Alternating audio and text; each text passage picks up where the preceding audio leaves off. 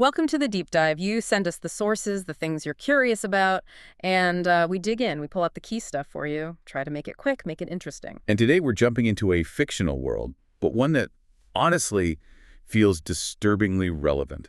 It's all about identity control. Yeah, we're looking at excerpts from this story, Biolock Null, the Unshackled Man. It paints this picture of a future a bit dystopian, maybe? Definitely have those vibes.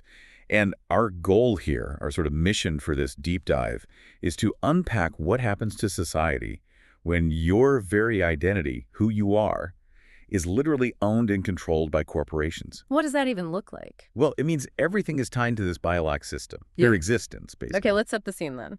The story kicks off with a guy. He wakes up in some, dirty back alley, standard stuff so far, but he has no memory, doesn't know who he is. Which is bad enough. Right. But in this future, 2157, the real kicker is he doesn't have a biolock. And that's apparently catastrophic. What does that signal about this world?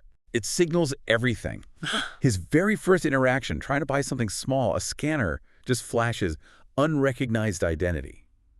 See, it's not like losing your wallet. Yeah. No. It's like the system itself, the whole societal infrastructure, literally doesn't see him. He can't be recognized. That shows you just how externalized identity has become. It's not inherent. It's granted. So this biolock, what exactly is it? It's basically this corporate-implanted quantum ID Yeah. put in you pretty much at birth. And it links to, well, everything. Everything like. Purchases, yeah. Yeah. Here you go. But also your emotional state, your health data, biometric markers. It's constant, total data harvesting. Wow. Okay, so why would anyone agree to that? What's the trade? The trade-off. That's the core of it. The corporations, the ones running the Biolocks, they provide the basics in return. Shelter, food credits, access to society, jobs, everything. So connect and you get to live, Yeah. disconnect and... And you don't. Not legally, anyway. If you don't have a functioning Biolock, you have no recognized identity, no value. You're basically illegal just by existing. He's not just off-grid. He's outside the grid. The grid doesn't even know he's missing, because according to its records, he never was. The text even says he has no ghost signature. No digital footprint at all. Like he just appeared. Exactly. No trace he was ever part of the system. Which, just deepens the mystery and suggests this wasn't an accident. Someone made him disappear digitally. And the system reacts instantly, right? He's immediately seen as a threat. Oh, absolutely. It starts subtly. A quiet drone follows him, but within an hour, it escalates. Active biometric scanners pinging him everywhere he goes. And the alerts. System-wide, Biolock error, then escalate to sector enforcement.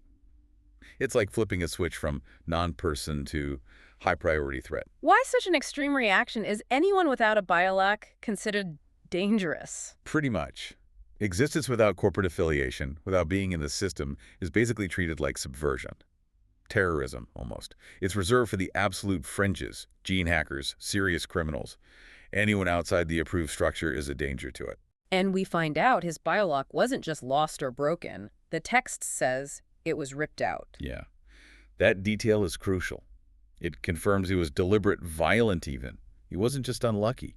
Someone specifically targeted him and severed his connection to society. Which makes you ask, who?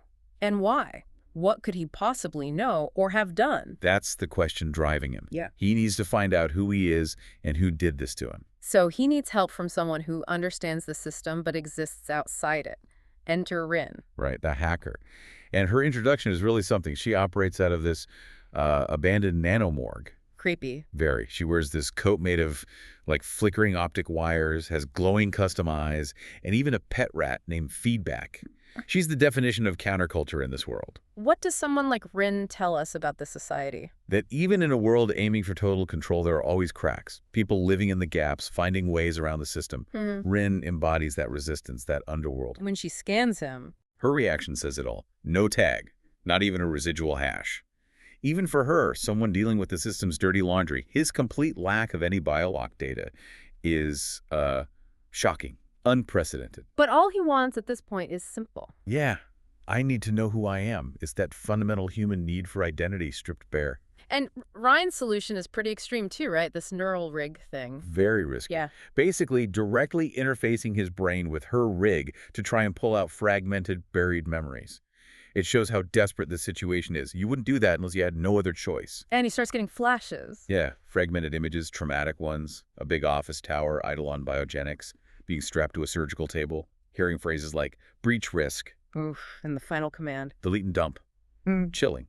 It points directly at an intentional forced erasure of his identity. And what do these flashes suggest? They strongly suggest he worked at Eidolon Biogenics and that he was seen as some kind of threat, a breach risk. Something he knew or did made the corporation decide to, well, delete him. But then, a breakthrough. He sees a name. Dr. Jalen Roe. And confirmation. Eidolon Biogenics was his employer. Suddenly, he's not just a nameless victim, he was inside the system, part of the corporate machine. And Orion connects the dots pretty quickly. Yeah, her logic is sharp. If they dumped you this hard, you knew something they want buried. It shifts everything. His amnesia isn't random, it's targeted suppression. So now he knows who he was, sort of, but needs to find out what he knew, which means getting back into Eidolon's systems. Right, accessing their secure vaults. But there's a huge problem. No Biolock. Exactly. Those vaults are sealed with quantum keys, tied directly to an employee's Biolock. He's locked out by the very condition they impose on him. So how does he get around that? He has to go deeper underground, to a place called the Flesh Market. Sounds pleasant. Huh, yeah. It's described as this hub for all sorts of illicit biotrade. Body parts, stolen data, gene hacks, and black market biolocks. So he can just buy one? Sort of. He gets what's called a nanoband graft. It's basically a temporary biolock, probably cloned or stolen from someone else. It'll fool the system, but only for a short time. Maybe an hour, tops, before it flags as anomalous. Talk about a ticking clock. What does a place like the Flesh Market existing even mean if control is so total? It shows control is never truly total, right? There's always a black market, an underground exploiting the system's blind spots or catering to those it excludes. It's human nature, maybe, to find a way around. Okay, so he gets his temporary ID, gets into Eidolon Biogenics. Must feel strange walking back into his old life, his lab. But it's empty, abandoned. Yeah, eerie. But the key thing is, the servers are still there. And despite the memory loss, his skills, they're still there too. Muscle memory, ingrained knowledge. He can still navigate the system. He can.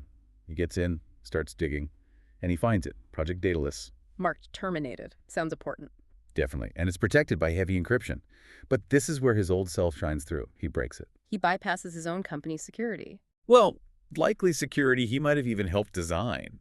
It shows how high level he was. The fact it was terminated suggests it was something controversial, something Eidolon wanted shut down and forgotten. And inside the file, what was Project Daedalus? Get this.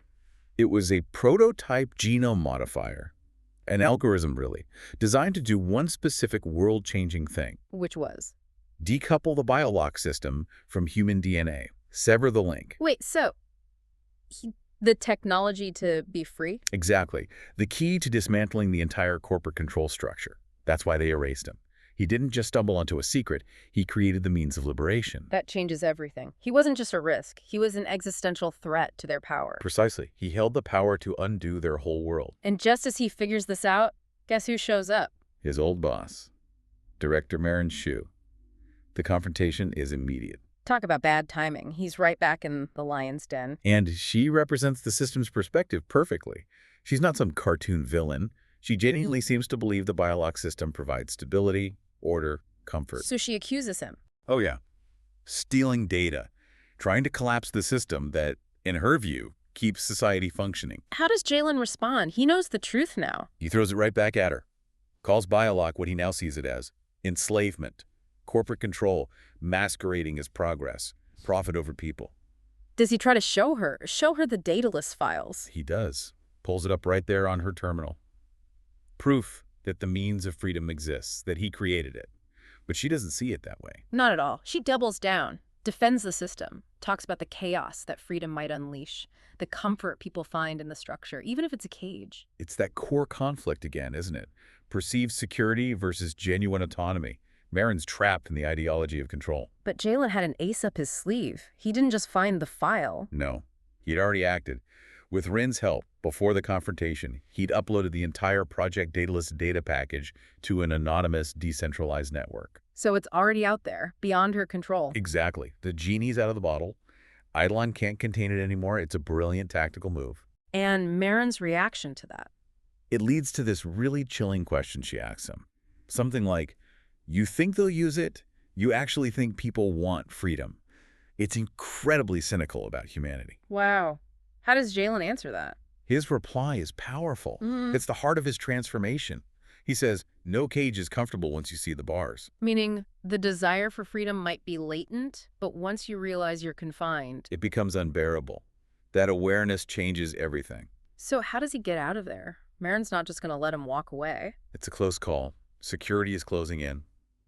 But he gets unlikely help. Remember Ryan's rat? Feedback. Don't tell me the rat saves him. Huh? Well, it creates a crucial distraction. Scurries out, causes a moment of chaos, and Jalen uses that tiny window to escape. A small act of defiance making a huge difference. It symbolizes that, doesn't it? Mhm. Resistance comes in unexpected forms. Even the smallest creature can disrupt the biggest machine. And the consequences of the upload? The code spreading? It happens fast. Reports start coming in globally. Biolocks are failing. Yeah. People are just dropping off the corporate grid, vanishing from the system because the link is broken. A mass unshackling. What does that suggest about the system itself? Was it always that fragile? It suggests that these massive centralized control systems might look imposing, but they can be vulnerable, especially to ideas, to information. Once the key was out, the lock was easily broken. A new network starts to form, decentralized, human-led. And Jalen, what becomes of him? Does he try to reclaim his old identity? No. When Run asks him later what name he wants to use, who he wants to be now, he chooses Null, Null. As in zero. Nothing. as in rejecting the entire concept of a corporate-assigned identity. He's defining himself outside their system. He's not Dr. Jalen Roe, Eidolon employee. He's Null, unowned, unshackled. That's quite the journey. From erased non-entity to the catalyst for global change, defining himself on his own terms. A powerful arc. So wrapping this up, the big aha for me here is definitely that technology itself isn't inherently good or bad. It's about who controls it and why. Biolock could be seen as convenient, secure, Or as total enslavement. Project Daedalus? The same core tech principles, maybe, used for liberation? It's all about intent and control. and connecting this back to you, our listener, it really makes you think about our own digital lives, doesn't it? Absolutely. How much of your identity is tied up in digital systems you don't control? Think about social media profiles, data brokers, online tracking. What are the trade-offs you're making, maybe without even realizing it? Yeah, how much of your data self is owned or managed by corporations versus how much is truly yours? Where's that line between convenience and, well, digital tethering? It's worth considering, and maybe the final thought to leave you with, stemming from Jalen's story, is this. Yeah. What happens if or when our very definition of identity starts shifting away from these established, often corporate-controlled systems? If we start defining ourselves differently, Right. What new kinds of communities, connections, or even ways of being human might emerge if we collectively started to see the bars of our own, perhaps more comfortable digital cages? What does unshackled look like for us?